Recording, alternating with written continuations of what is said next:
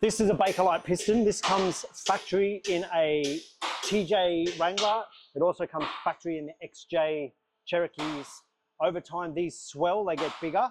And the symptoms that you get with these is basically your front brake calipers lock on and you end up cooking your front brakes. The car won't roll.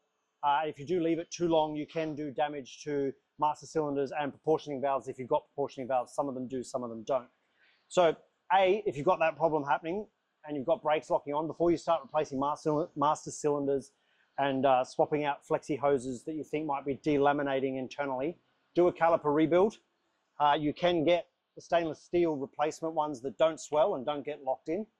The downside obviously is there's a risk of rust over a period of time with these. These obviously won't rust, but they do swell and get stuck. So our recommendation is if you own a TJ or an XJ, do this as preventative maintenance. Next time you've got your car in at a mechanic, any competent mechanic should be able to do a caliper rebuild. A lot of DIY guys should be able to do this as well. If you need, we can sell you these pistons and we can sell you the rebuild kit for the TJ and the XJ. But if you own any of those cars and your brakes are locking on, this is why.